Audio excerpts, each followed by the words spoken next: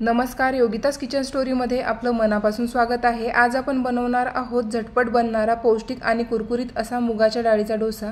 त्यासाठी इथे मी 1 वाटी मुगाची डाळ 3 ते 4 तास आधी भिजत ठेवलेली होती। तुम्ही मुगाच्या डाळीऐवजी हिरव्या मुगाचा सुद्धा वापर करू शकता। 2 टेबलस्पून बेसन पीठ घेतलेलं आहे, त्याने डोशांना बाइंडिंग छान येतं। 1 वाटी बारीक चिरलेला कोथिंबीर, कढीपत्ता, अद्रक, 2 हिरवी मिरची आणि 4 लसूण पाकळ्या।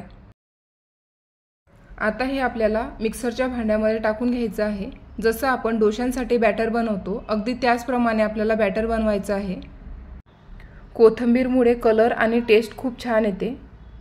सकाळच्या नाश्त्यासाठी किंवा मुलांच्या टिफिनसाठी आपण हे डोसे बनवू शकतो। अगदी झटपट बनणारा हा डोसा आहे। इथं आपण जिरं टाकून घेऊया, चवीनुसार मीठ, हळद, पाणी टाकून आपल्याला हे बॅटर तयार करून घ्यायचं आहे। तुम्ही बघू शकता इथं आपलं बॅटर रेडी झालेलं आहे। कलर पण छान आलेला आहे। आता हे आपण एका बाउलमध्ये काढून घेऊया।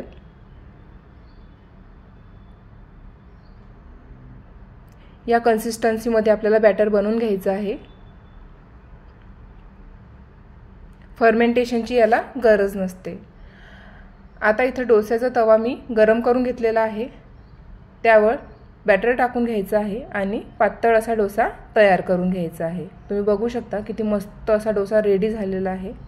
त्यावर तेल टाकून घेऊया आणि वरनं ड्राय झाल्यावर आपल्याला याला पलटवून घ्यायचं आहे।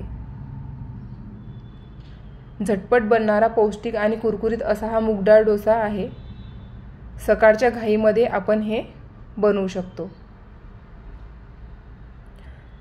घरातील लहानांपासून ते मोठ्यांपर्यंत सर्वांना हा डोसा आवडेल। आता तो पलटून घेऊया।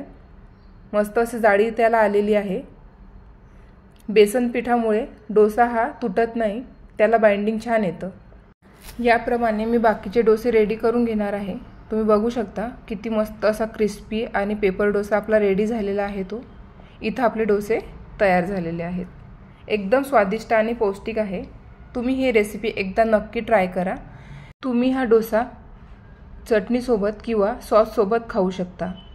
जर तुम्हाला माझी रेसिपी आवडली असेल तर लाईक, कमेंट, शेअर करा आणि सबस्क्राईब करायला विसरू नका। अशाच नवनवीन रेसिपी मी तुमच्यासमोर घेऊन येणार आहे।